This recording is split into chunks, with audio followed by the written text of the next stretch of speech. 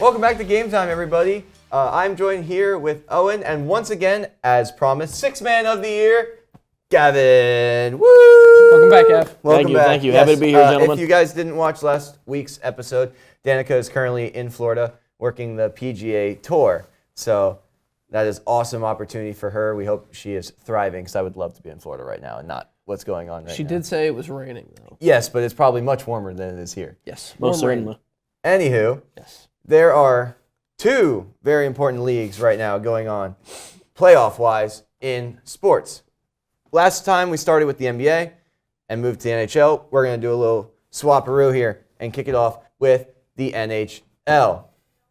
The combination of speed and physicality that playoff hockey brings is second to none. Each hit means a little bit more. Each power play, the puck is protected more and more. So far, we've had a couple exciting finishes in the first round of the NHL playoffs, including a big-time 6-1 win for the Minnesota Wild. The Wild, who go up 1-0 on technically my Dallas Stars, I guess you could say, technically, are definitely a sneaky Maryland. dark horse in the NHL playoffs. Led by Kaprizov and Hughes, this ragtag bunch from Minnesota could do some real damage if they get past Dallas in round one. That's right, Noah. The Montreal Canadiens upset the Lightning in Game 1 in Tampa Bay. Montreal was led by fourth-year forward Gerard Slafkovsky, who became the first Canadian player in history to score 3 power play goals in a Stanley Cup playoff game. Wow. His third goal was a game winner for the Habs, who take a 1-0 lead over the Cup favorite Lightning. Very interesting. Some big plays by Slavkovsky there. Way to nail the name, Gav. The Philadelphia Flyers stole Game 1 from the Penguins in Pittsburgh this weekend. They're actually playing Game 2 right now. I won't say the score because I want things to continue going. Can't jinx how it. they're going. This game was very much awaited by yours truly, as well as almost everybody here at the studio. Yes. And my friends, what a game it was. Jamie Drysdale opened the scoring in the second, but the Penguins quickly answered back with a goal from Evgeny Malkin. Halfway through the third, Flyers defenseman Travis Sanheim, who had been taking crap from some of the Pens for majority of the night, stood tall and made a sweet move from right to left, put a nasty wrist shot past Skinner to make it 2-1. With about 2 minutes to go in the contest, 19-year-old Porter Martone set the tone, hit Skinner with a nasty top shelf snipe, burying the puck above his left shoulder and burying the Penguins' chances at Game 1 with it. The Pens would actually score another goal with 1 minute on the clock, but it proved to be too little, too late. In fact, Porter has a goal in this current game for Game 2 against the Penguins. Yes, he does. Hopefully it stays that way. Yes. The young talent seems to be thriving in the playoffs. So I'm sure as much as the Philly fans here are rooting for the Flyers and Danica in Florida are also rooting, I'm sure she's watching the game right now, I would assume, if she's not working. Yeah. But yes, so NHL playoffs are kicking off, and it seems to be very entertaining so far. Good news for Philly fans. Yes. Finally, for the Flyers. Yeah, there hasn't been much of that lately. Yeah, really. None at all. Well, I was gonna say it hasn't been very successful for your Sixers against Boston, but No, it hasn't. we don't really have. We can talk about that after this, because in the NBA, the long-awaited player since he entered this league, Victor Wembanyama, becomes the first unanimous and youngest defensive player of the year. It was only a matter of time. It was only a matter of time. Yes, long-awaited matter of time. The 22-year-old 7-foot superstar has been nothing short of impressive this season, averaging 25 points, 11.5 rebounds, and 3.1 blocks per game, all while shooting 51% from the field. Extremely efficient. On top of that, the alien. In his first career playoff game, a lot of people were not sure how he was going to play under the bright lights. Right. He proved everybody wrong. He dropped 35 points, 5 rebounds, 2 blocks on shooting 62% in Game 1 of the Western Conference first round against Portland. It was only a matter of time, honestly. He is a freak on the court. I don't know if you've seen any Wemby highlights, but I'm sure they're all over ESPN. Oh, yeah. Did you? Oh, my God, that guy's gross. He's a demon, man. They don't call him the alien for nothing, but it's the supporting cast as well. Stephon Castle, even Dylan Harper, the young man. Yeah. But speedy and good defense on the perimeter from De'Aaron Fox up top. It's a full effort. It's a full team effort from the Spurs. They're well coached. Yes. And they're firing on all cylinders right now. So. They are a very exciting team, and they are me and Gavin's pick for that's right. this playoff. Yeah, so that's right. we will see what to expect from them. Yeah, another developing storyline, not Wemby. Actually, how long can you go before you talk about LeBron? It's like a game right? of basketball, I feel like. Staying in the Western Conference, the Houston Rockets dropped the first game in their series against a beat-up Lakers team that's being led by none other than LeBron James. In Game 1, Bron had 19, 13, and 8, and he finished with a game-high plus 11.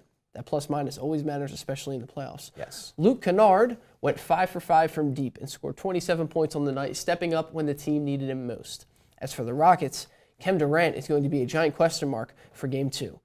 He's doing half days of practice all this week and is resting as much as he can. Do you guys think that we overlook LeBron's greatness and this Lakers squad could, in fact, pull this series off? And do you think that Kevin Durant will be out for this next game? Gavin? LeBron can do anything. Oh, okay. All right. I'm glad. Anything, Gavin? Anything. That's it? Anything. Anything. All right. LeBron can do anything. We all knew that looking into this season that this Lakers team without Luka and without Austin Reeves could and probably were going to struggle. I know me and Owen specifically said that they were, but we also didn't put into consideration this Kevin Durant injury. Right. Kevin Durant, the second he steps on this field, I think he turns this team around, and I think that he just kind of takes over. And I think that Houston will win the series if he can stay healthy. That's the big issue here. He is still a game-time decision for Game 2, and I'm not sure if he's going to play. The patellar tendon, that's the strong fibrous tissue that connects the kneecap to your shin right down there. Not that they can see under the desk. But, he looks like he's bruised that tendon, and that usually doesn't keep guys out for too long. Yeah. A slight bruise with some icing and some resting, you can be back in a short amount of time. But again, these are NBA athletes. Yeah. They're jumping high, they're running hard. Yeah. So it may be a serious issue if he cannot land on that knee. But even if he comes back, he's not going to be 100%. And as you say, LeBron can do anything.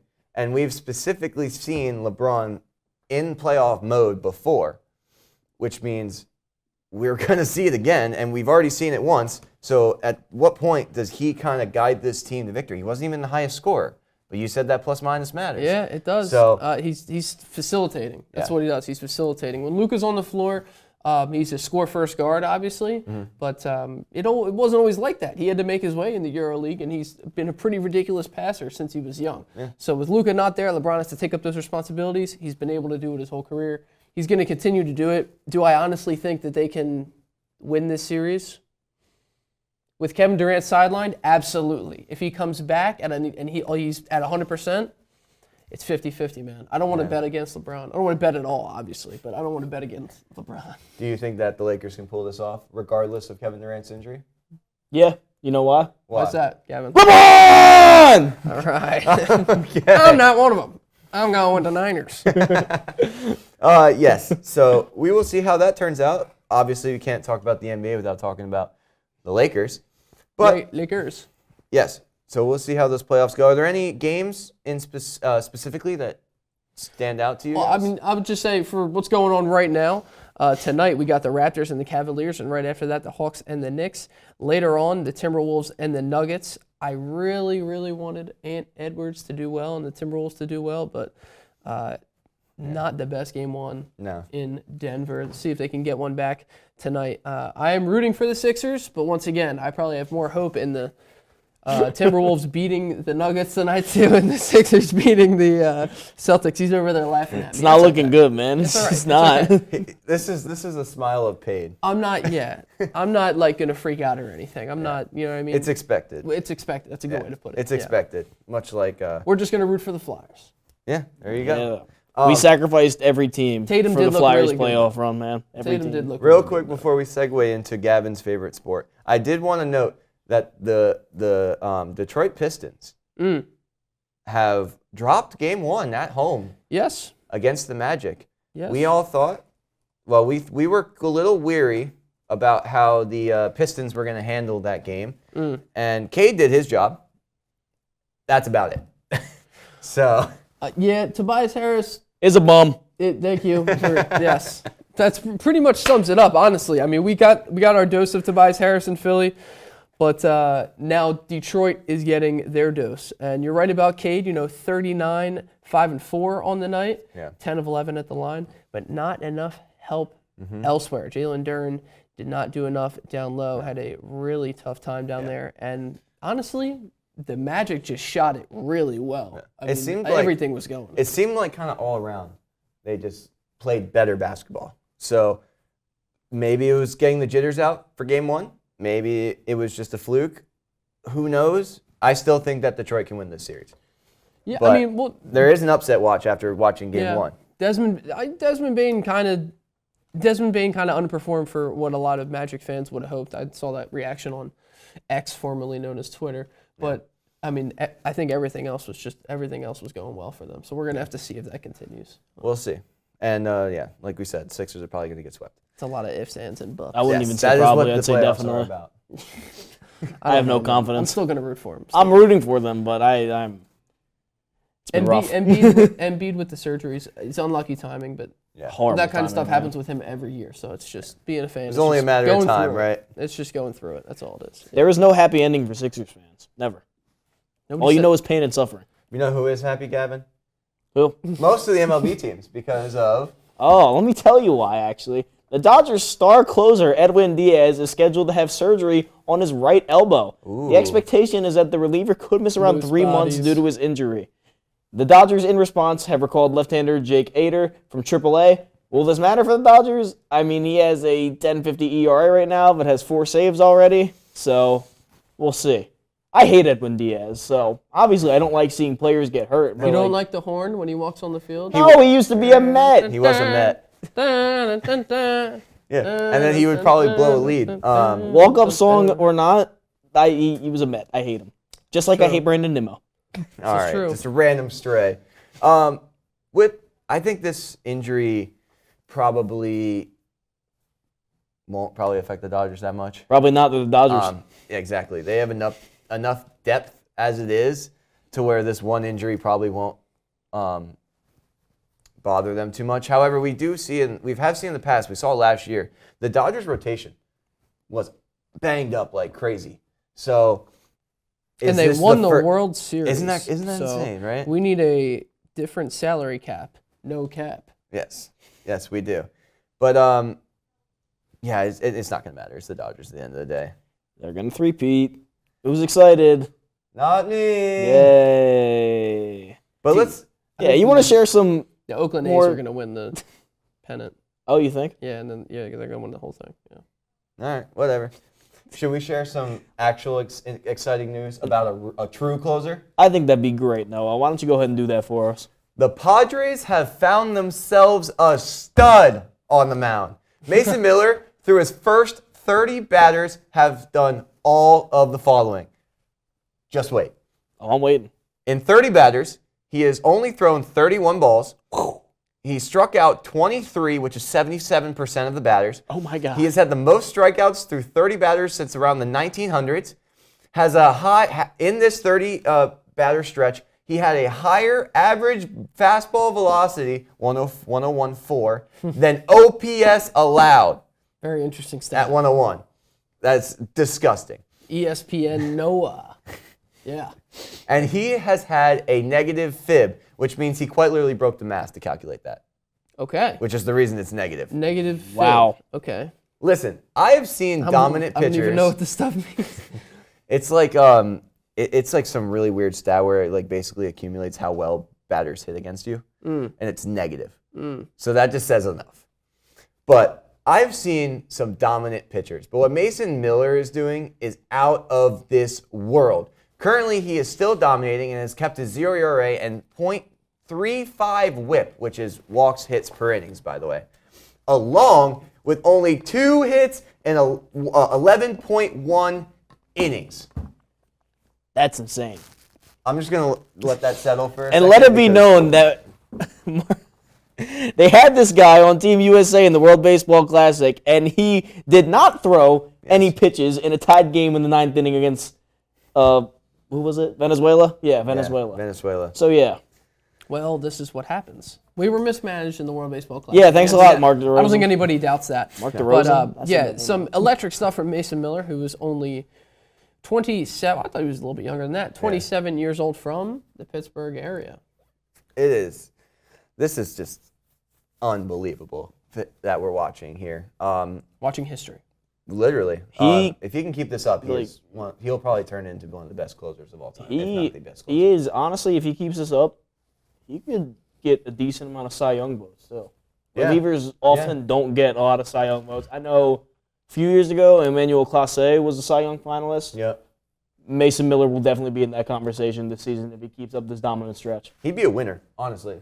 Most certainly, yeah. It is absolutely. Which pains me to say because the one bright spot on the pitching staff in the Phillies this year is Christopher Sanchez so far, and he has a decent chance of taking it home, but probably going to go to Mason Miller.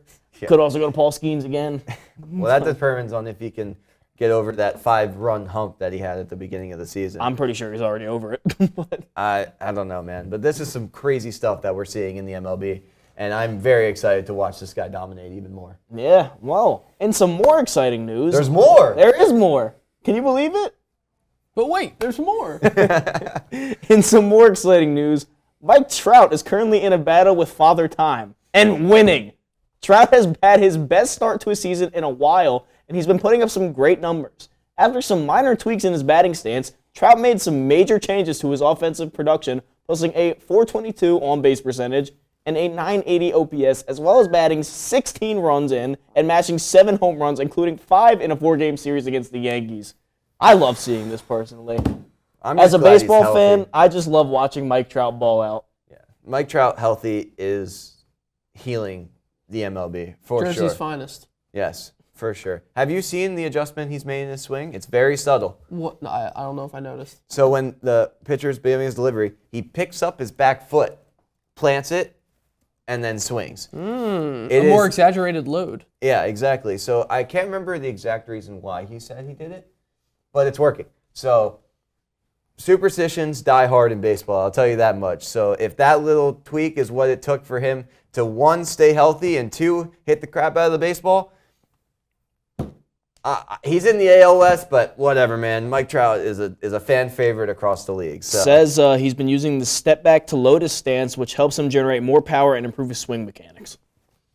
So there it is. One of the best to ever do it. Always. One of the best. On a lot of people's baseball Mount Rushmores, despite all the injuries and the little success in the playoffs. He just plays, like, when he's healthy, he's like easily a top 5 player in the league. And I don't even think it's like remotely close. Mike Trout is a stud. You just got to stay healthy, man. That's all. Because he could easily make a Hall of Fame. He could obviously be in the Hall of Fame if he had a healthier career. And if he can keep staying healthy for these next few seasons, I mean, that's clear cut. Definitely. I think there's like a pretty good chance he'll be a first ballot Hall of Famer still.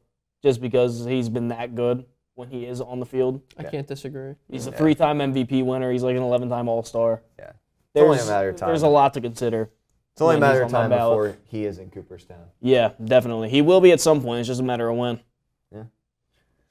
And segueing into the NFL, because I want to brag about this guy, he probably could be one of few kickers to be in the Hall of Fame if he keeps this up. High praise, huh? In my eyes. Maybe a little hometown cooking, maybe a little just favoritism. Just a little bit. But it's okay. After what seemed like a long 6 weeks of waiting, Brandon Aubrey, the best kicker in the NFL, didn't have another team sign him for more than $5.76 million by Friday's date. Therefore, he will stay in Dallas, which is fantastic news for my Cowboys.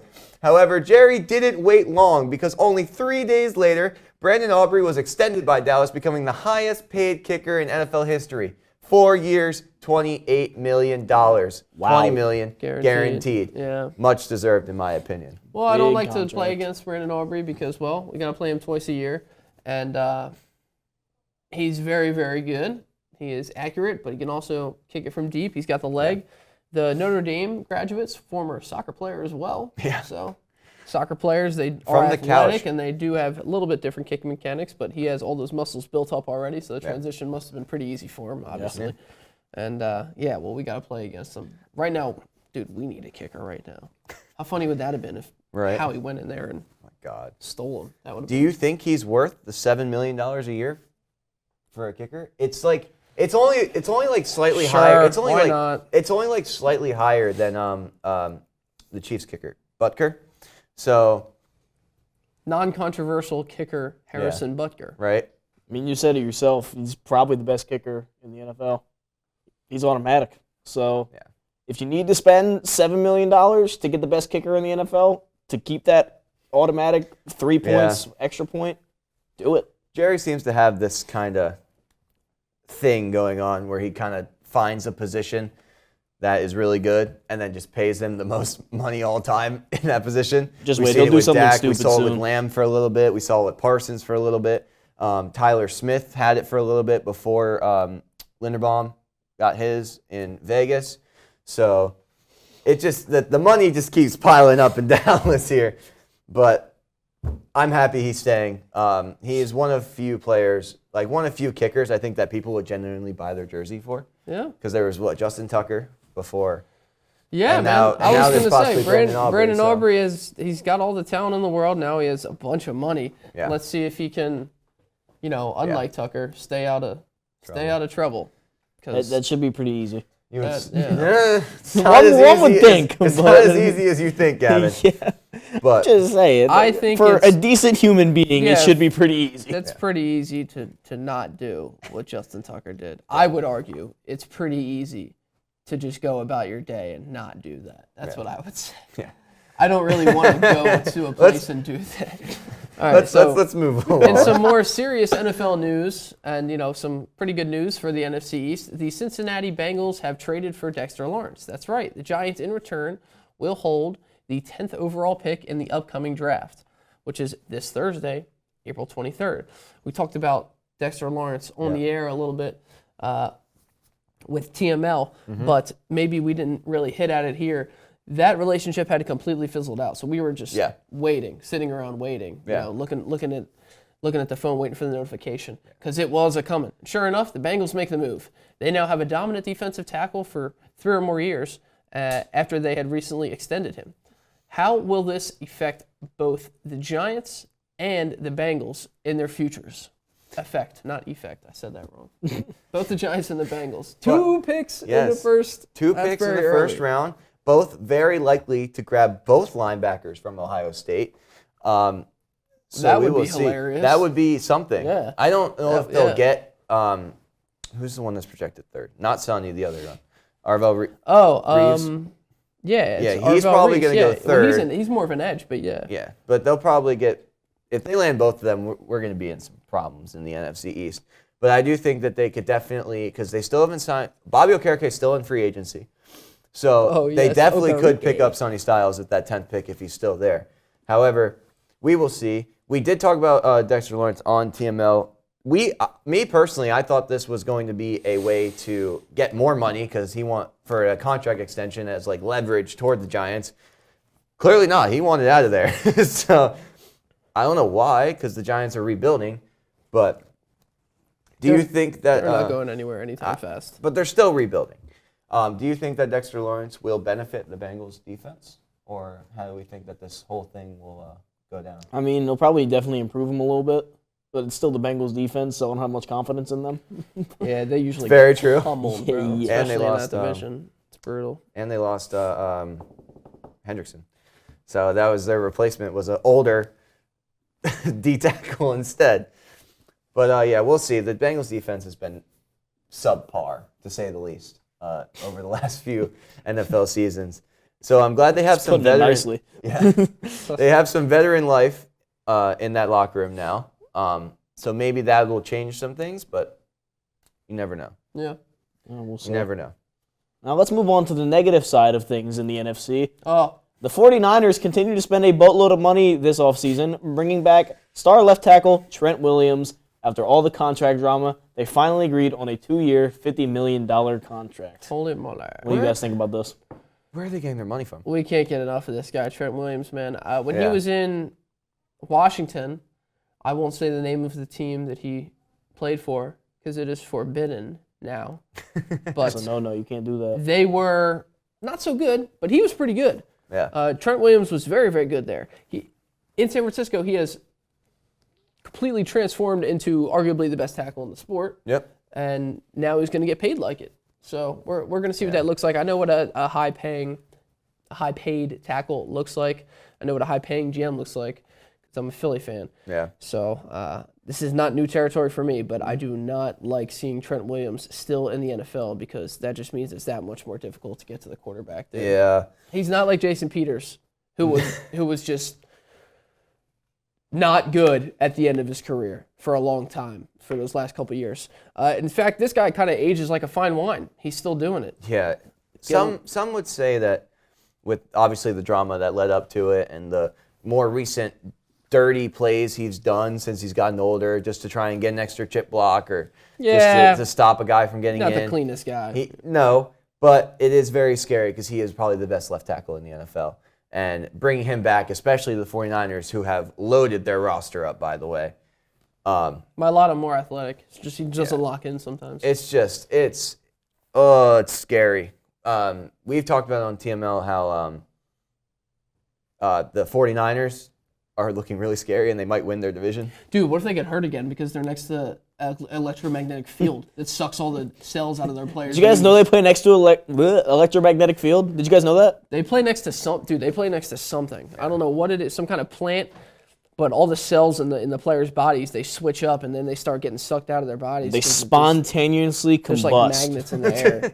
And then the players never play football again. Look, I don't know what's going on over there. Okay, it's something out of a Teen Titans episode. But they're always hurt. What a pull. That's all that matters is they're always hurt. Yes. So if they're able to stay healthy, they're gnarly. They're going to get a lot of wins. So we'll see if they stay healthy. Teen Titans episode, bro. Bro, that was like a mid-pull. I didn't think that's all right. No, That's my childhood right there. That's my whole childhood. Yeah, it's a lot of people. It's ball say knowledge, that's a bro. good Ball one. knowledge. That's a good one. But yeah, the NFL draft's coming up on Thursday. We were all very excited to watch and see what our favorite teams will draft. We'll see what Jerry does. We'll see what Howie does. But on that note, Howie, please save us. Please. Yeah. Bro. Howie, please. Howie, if you can hear me. If you can hear me. Anyways. I love cosplaying that kid. It's so fun. 'Cause it works every time. Everybody knows what you're doing. Yeah. Especially, go ahead. But that'll conclude this episode of Game Time. If you're interested in hearing more about the NBA, tune into Weekend Kickstart every Friday, 3 to 4. If you're interested that's on 98.5 WNUW. If you're interested in hearing more about soccer, tune into the Kickoff every Monday, 3 to 4 on 98.5 WNUW. And you would tell them about the... And me and Owen, we've kind of hinted it a little bit. TML, Thursday morning lineup here on 98.5 WNUW every Thursday morning from 9:30 to 10:30. We talk a lot of football. We will definitely be getting more into what we brought up today and more things looking ahead, especially with the draft coming up. Sticking with the WNUW theme, you can also catch me and Noah and a few of our other friends on Rise and Shine on Monday morning from 8 to 9. Today, me and Noah ate a Carolina Reaper piece of beef jerky and we almost died. Yes, we did. Yes. Really? Not by choice. What time are you guys on the air again? 8 a.m. 8 a.m.? Yeah, this is like... 8 at 8 a.m.? Yeah. Cole told us that it was the flavor was hot. We were not aware that it was Carolina Reaper. Yo, let's go Cole for disguising that, by the way. That's what I was well played. He had it too. He ate it too willingly. You might need to pull the audio. Well, I might have to. He took it with you guys. Yeah. True friend. Me and Noah had to run to the dining hall Who and get a trips cup that of for milk. you? Was there somebody there protecting you, like giving you milk and stuff? No, we had to go get milk on hall. our own. Okay. Yeah. Also, You ran to the dining hall and drenched yourself in milk. What a sight. Dirty Murdy. Oh my! if you want to Drinking see the milk. if you want to see me and Noah talk something other than sports, and you're into music, you should tune in to Tic Tac Tune, our music game show. We're actually just got an upgrade, and we're going to be shooting a brand new episode this week.